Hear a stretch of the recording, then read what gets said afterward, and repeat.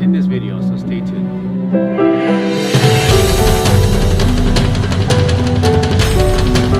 So first main differences in martial arts is the stance. The stance is literally the foundation of any kind of Kung Fu style. In Wing Chun, there are some very basic stances. The first one we've all seen, if you learn Wing Chun, the first move that you learn is how to open the stance, called the Yi Ji Kyu Miao Ma. And in this one, the reason that we have our legs, knees squeezing inwards, and then we have our feet pointing inwards, and then we have basically all this squeezing. It's because we want to practice training our muscles so that we can keep balance on a very small space. So here's the Yi Ji Kyu Miao Ma, and then the other stances are just the pivoting. So the Che Ma, which is basically putting your weight on the back leg and pointing your feet 45 degrees this way. And I'll show you what this is for. And then the other direction too. 45 degrees this way, your weight is on the back leg. About 70% to 80% of your weight is back. And then you're facing this way. And then the feet are pointing 45 degrees this way. Okay? So the reason why we use the turning horse is punching. I turn slightly so that he misses me. And I can attack here. I can attack here. Up in the center. Right? He punches this hand. I just turn slightly so he misses me. Attack here. Attack here. Okay? So that's the point of Wing Chun. The stance is to make tiny movements so that you don't have to move too much to avoid the attacks. Let's say that there's lots of stuff on the ground.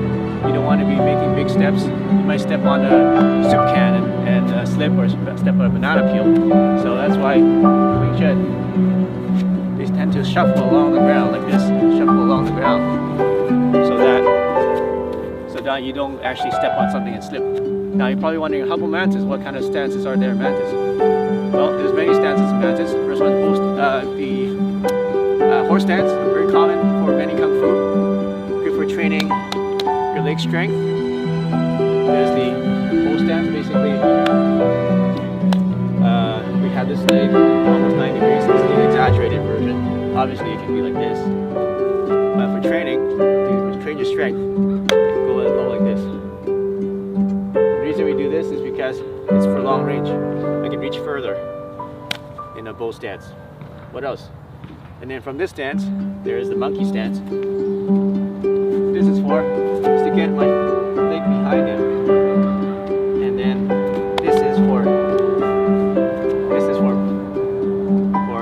pushing. Okay. So it's to trap the guy, right? So here, right? Going this way, have horse stance, bull stance, and cat stance, leg up stance, stomp stance, and then monkey stance. So what's the point of all these different stances in Mantis? Well, one aspect of Mantis is that it's more for long range. And you're assuming that you're smaller than the person. So you need to change your height level in order to avoid, in order to get different angles on the attack. So for example, there's the stomp stance, right? Let's say he's trying to attack me. I go straight down, change my level, and then attack him with the stomp stance. Okay? There's also a lot of jumping too. Let's say I want to get, he's really tall, I need to reach his head. There's a lot of jumping too. Another thing about having a wide stance is now you can move your body a lot more, upper body, to avoid attacks and get different angles. Right? So, for example, let's say he's just punching, right? I can avoid. Okay? Well, I can avoid. So there's a lot of this movement of your upper body. So that allows, that you can do with a wide stance. It's hard to do with a small stance. You can only move this much. See? If I have a short stance, I'm trying to move as much as I can move. If I have a wide stance, look how much more I can move. So another main difference in Mantis and Wing Chun Kung Fu is the distance that is useful. For example, in one of the Mantis forms, one of the first moves is this one. Okay. Decide for a long distance. See how far I can reach him. I'm over here, I step, and I can reach him. Okay. Whereas in Wing Chun, first basic one is the straight punch, right? Which is this. Can't reach him this far. I have to be this close to reach him. So that's the main thing. We can tell from just the first move in the forms that the distance that the martial arts is designed for is totally different. Mantis is long range, and then Wing Chun short range. So here's some examples of some basic techniques. So Mantis, there's a kick that's really long distance, right? Very long distance. I can reach him all the way from here. But in Wing Chun, the kick is very short because I'm just kicking the knee. I'm just kicking the groin. Very little movement in Wing Chun. The application is completely different. Okay, there's a lot of jumping. And it's also combined attacks. I'm kneeing him and I'm punching him at the same time. Combined attacks. Whereas Wing Chun tends to just attack one at a time. Walk and punch, right? Walk and punch, dan, hit, right? Block and punch.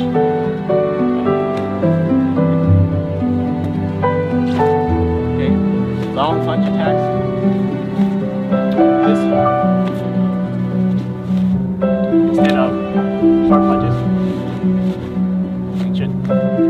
Meant for longer attacks, meant for putting your whole body weight into it, rather than using short range edge power. So the third main difference in Wing Chun and Mantis is the foundational fighting concept. In Wing Chun, the fighting concept is I want to go into the attack.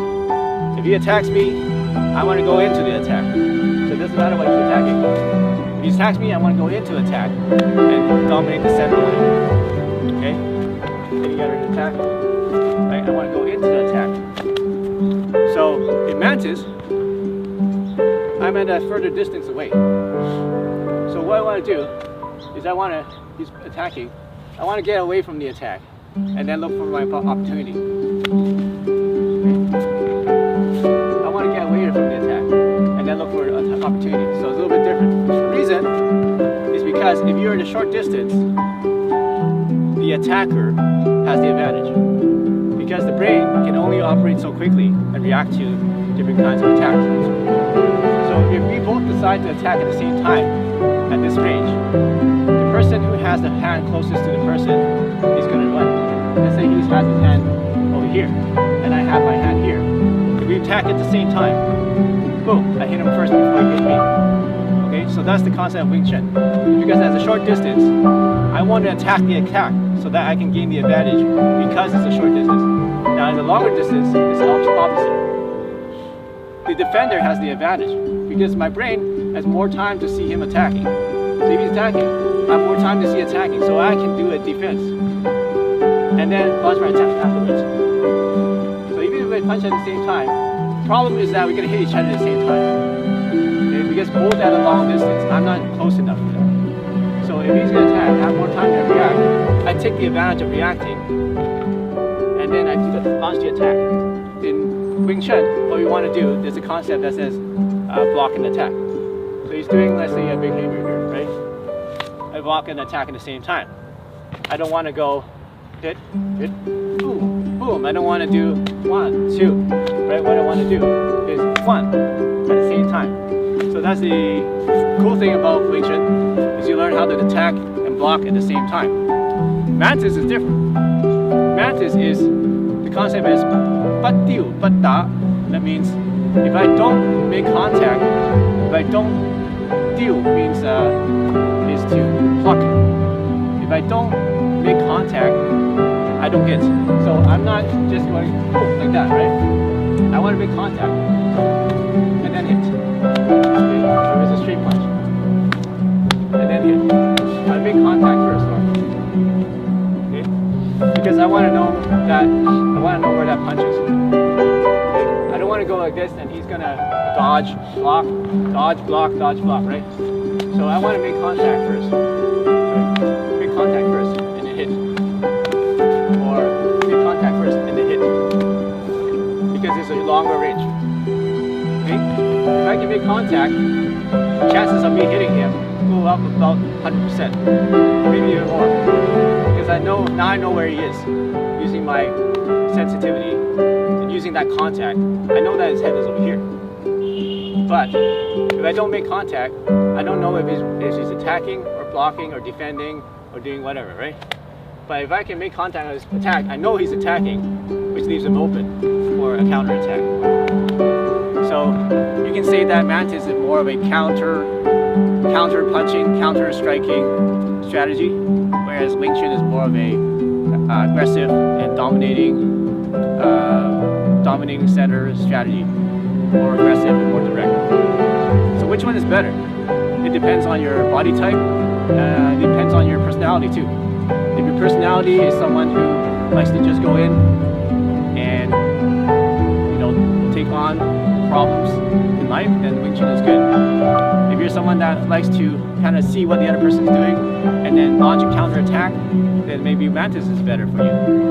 So people ask me all the time, what's Kung Fu A compared to Kung Fu B? Which one is better? And I always say it doesn't matter which one's better. It depends which one's better for you. Because what makes the difference is you as a person, as the martial artist. How much do you train? What's your strengths? What's your weaknesses? Because not everything works for everybody. I hope that this video helped you to understand more about Wing Chun and Mantis Kung Fu. Thanks for watching. I'm David Wong, and this video is about Wing Chun versus Mantis Kung Fu. I hope you enjoyed this lesson. You got lots of cool tips from this. If you want to get more videos like this, make sure that you subscribe to this channel.